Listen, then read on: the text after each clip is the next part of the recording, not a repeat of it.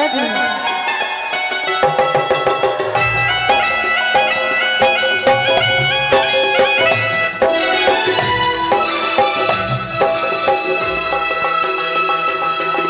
जाला दिस गाड़ी धके आवा हमर भैया जाला दिस गाड़ी धके आवा हमर भैया जाला दिस गाड़ी धके आवा हमर भैया छी पवन त्योहार भाई बहिन के कार राखी बांधवा मोर भैया कैसे के गाड़ी धके अइयो हमर बहिना कैसे के गाड़ी धके अइयो हमर बहिना काम चले नहीं गे मन। एक मिनट इसको उठाइए ना भैया, सुनाइए नहीं पड़ रहा है। हेलो थोड़ा सा और उठाइए। हेलो हेलो हेलो हेलो आइएगा फिर से।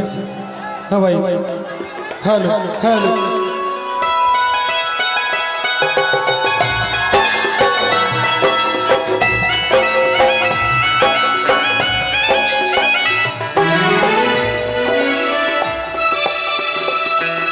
जहला दिस गाड़ी धके आवा हमर भैया जला दिस गाड़ी धके आवा हमर भैया जला दिस गाड़ी धके आवा हमर भैया छी पवन त्योहार रक्षा बांधन प्यार राखी बांधवा मोर भैया कैसे के गाड़ी धके अइयो हमर बहिना कैसे के गाड़ी धके अइयो हमर बहिना सुझाई नहीं छै उपाय आबै बड़ी के रोवाई केना बरियोगे मोर बहिना गाड़ी धके अइयो हमर भैया जला दिस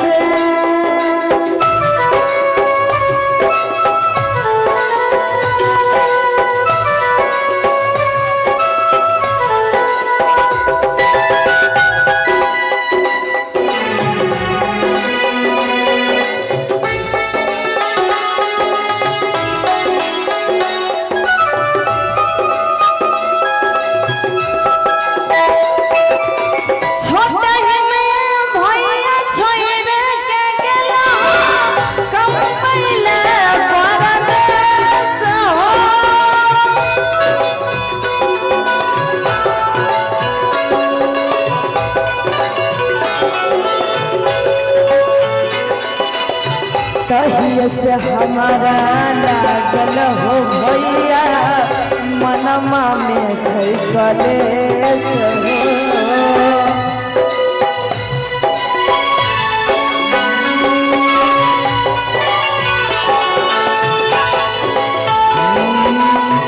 बात के बूझ के बहिन दुलारी काने तू तोरो के बारी छियो हम ता लाचार गे जला दिस गाड़ी धके आवा हमर भैया जला दिस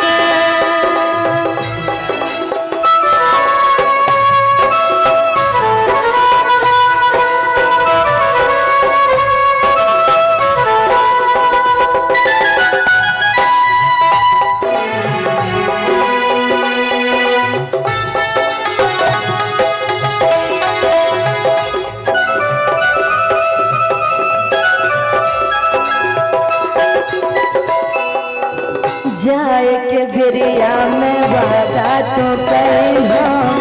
हर साल अइबो गाओगे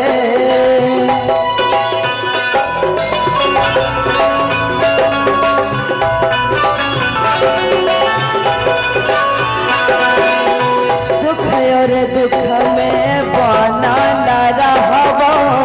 बहिनी तोहर छाओगे